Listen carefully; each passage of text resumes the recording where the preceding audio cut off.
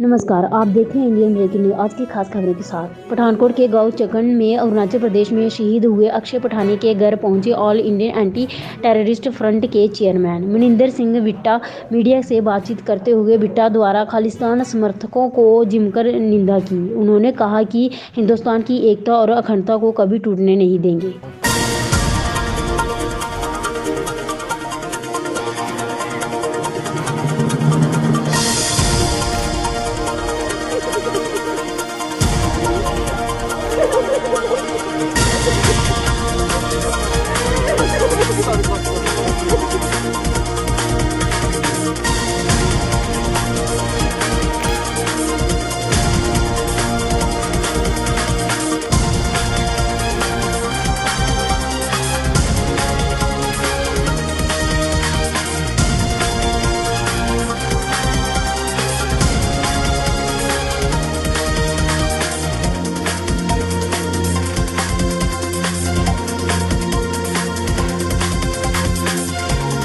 तो मैं सिर्फ पठानिया जी के आया हूँ। मैंने आना था जब इनकी शहादत हुई, उस वक्त कोई सुरक्षा के हालात ऐसे थे। मैं आज आया हूँ परिवारों को मिलने, और आज के दिन ये बात ज़रूर कहना चाहूँगा। एक तरफ पठानिया जी जैसे बहादुर जवान जो सीमाओं की रक्षा करते हुए, मातृभूमि की रक्षा करते हुए अपने जीवन को कुर्बान कर देते हैं, और ये पठानकोट का एरिया आसपास सब कुर्बानी शहादतों से गांव के गांव भरे हुए हैं। और दूसरी तरफ एक तरफ शहादतें, एक तरफ यहाँ से कुछ किलोमीटर दूर नारे लगते हैं, गीता को बुलाना होगा, खालिस्तान बनाना होगा। एक तरफ भारत माता की सीमाओं की रक्षा के लिए प्रथम राष्ट्र, तेरा वैभव अमर रहे माँ हमदिन चार रहे न रहे, और दूसरी तरफ इस मातृभूमि, इस पंजाब की धरती के अंदर 36,000 बेगुनाहों का खून पीने के बाद, 19,000 हमारे हिंदू भाइयों की उस वक्त शहादत के बाद, हजारों बच्चे शहीद होने के, यतीम होने के बाद, हजारों बहनों के सुहाग उजाड़ने के बाद, हजारों पुलिस वाले जवानों की कुर्बानियों के बाद, अभी ये खालिस्तान के नारे लगाने वाले अभी तक खून के प्यासे हैं। ये चाहते क्या हैं? इनसे सवाल पूछना चाहता हूँ। ये पंजाब का गांव है ना।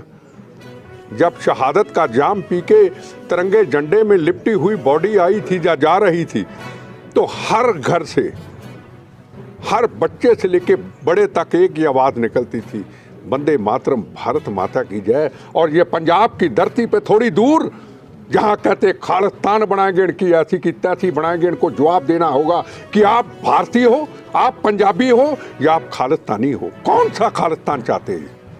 पूछना चाहता हूँ, कौन सा खालिस्तान चाहते हैं?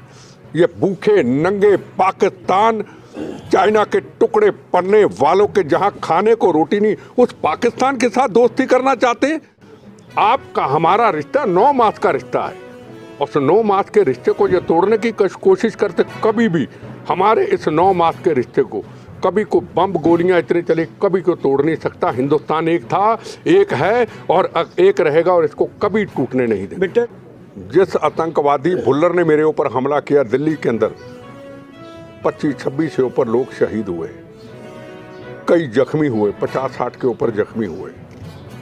25 साल से मैं केस लड़ रहा हूँ उसका। 25 साल से अकेला, कांग्रेस पार्टी की लीडरशिप ने मुझे अकेला छोड़ दिया। बम देश के लिए खाए थे, बम खाए थे पार्टी का तिरंगा झंडा उठा के कांग्रेस के ऑफिस, मुझे अकेला छोड़ दिया। मैं लड़ रहा हूँ, मेरी अणख और जमीर है। आज उसके लिए सारी पार्टियां खड़ी हैं फांसी से बचाने के लिए। कौन सी ऐसी पॉलिटिकल पार्टी जो फांसी से नहीं बचाना चाहती थी और फांसी से बच गया? फांसी से बचने के बाद उसको अस्पताल में ले आए कि ये बीमार है। और जो लोग शहीद हो गए मेरे साथ, मेरे जवान, मेरी रक्षा करते हुए जो जाते हुए लोग शहीद हो गए, क्या उनका दर्द पूछने वाला नहीं? क्या वो डिप्रेशन में परिवार नहीं? उनके बच्चों की हालत क्या पता नहीं? आतंकवादी को बचाने के लिए सारी पॉलिटिकल पार्टियां खड़ी हो जाती, कोई नहीं बची। आज भी बयान देख लो, सबके आए हैं, भुल्लर को छोड़ा जाए, भुल्लर को छोड़ा जाए। अरे भुल्लर ने को कारगिल का युद्ध लड़ा था क्या? पूछना चाहता हूं, क्या भुल्लर ने मजलूमों की रक्षा की थी क्या? बुल्लर ने तो इनोसेंट लोगों के ऊपर बम चलाया था और लोग शहीद हुए उसमें कई।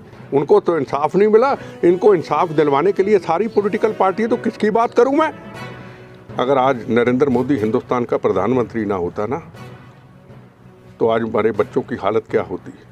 आज काबुल कंधार के अंदर किस तरीके से लोगों निकाला गया, ईरान इराक के अंदर कहां कहां से निकाला गया, गुरु ग्रंथ साहब जी को कैसे नरेंद्र मोदी जी सुरक्षित वहां से लेके आए काबुल कंधार तक। आज कभी सोचा था कि हिंदुस्तान के तीन तीन मंत्री वहां भेज दिए जाएं बच्चों को लाने के लिए। अब एक देखो जंग है, यूक्रेन की, रशिया की, उनकी अपनी जंग है, हम तो जंग में नहीं है, पर हमें इस चीज का फक्र है। तिरंगा झंडा जिसके हाथ में होगा, हिंदू मुस्लिम सिख ईसाई का, वो कहीं भी जा सकता आ सकता, गोली का फायर उस तरफ जा नहीं सकता। ये किसके कारण है? ये भारत माँ, ये नरेंद्र मोदी ने जब पूरी दुनिया में चक्कर काट काट के 4 साल लोगों को बताया कि हिंदुस्तान क्या है, ये उस